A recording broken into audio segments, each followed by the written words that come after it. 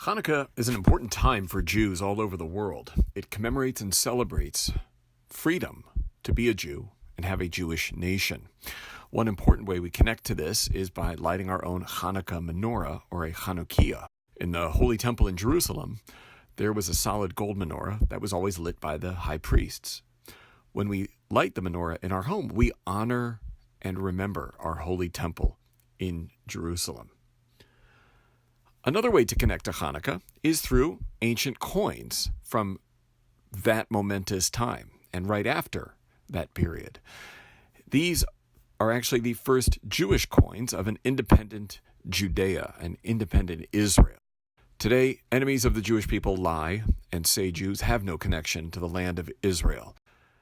In reality, you don't have to dig deep in Israel to see the strong, documented, evidence-based Jewish connection to the land from the north in the Galilee to the Mediterranean Sea in the west, to the Red Sea in the south, to the Dead Sea in the east, and sacred Jerusalem.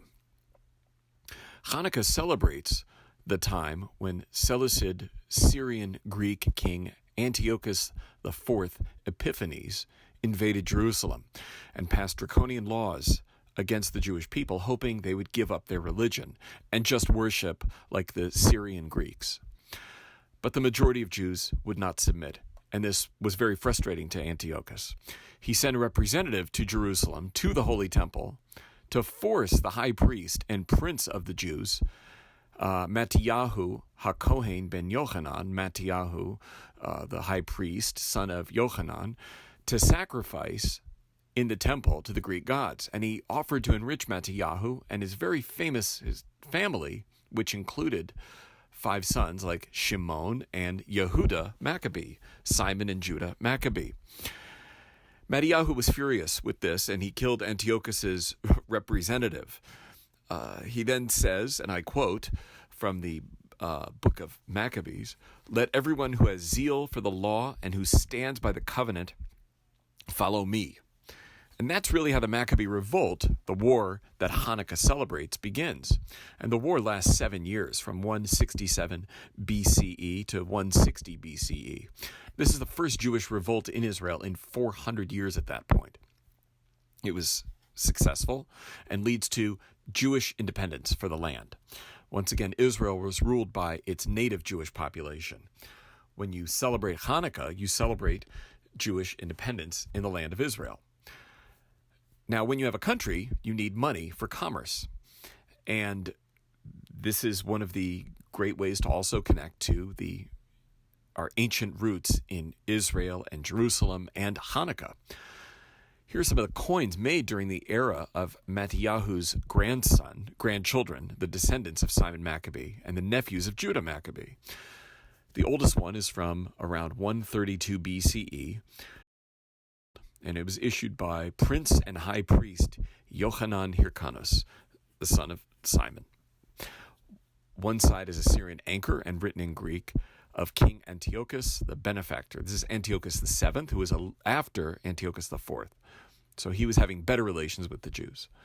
But still, Israel at the time was a vassal state. The other side of the coin depicts a lily, which was a feature on top of 2 of the columns of the Holy Temple. All Jews would have seen this lily on top of the columns. It was an ancient symbol of Jerusalem. The lily from this coin is used on the modern 1 shekel coin of Israel. When I hold this ancient coin, I know the maker of it and his father or grandfather fought with the Maccabees in this early war of Jewish independence. This coin is also from Yochanan Hyrcanus, the son of Simon Maccabee.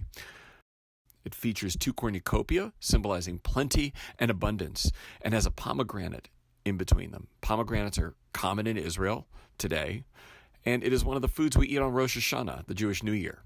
The back of the coin has an inscription in ancient Hebrew script, Yochanan Kohen Gadol Chever Hayudim, Yochanan the high priest, council of the Jews. The cornucopia design, you see, is used on the modern 2 shekel coin of Israel. Both of these coins have the value of 1 pruta. It took 256 prutot to make 1 shekel, and these coins were as common as 1 cent coins in your pocket today.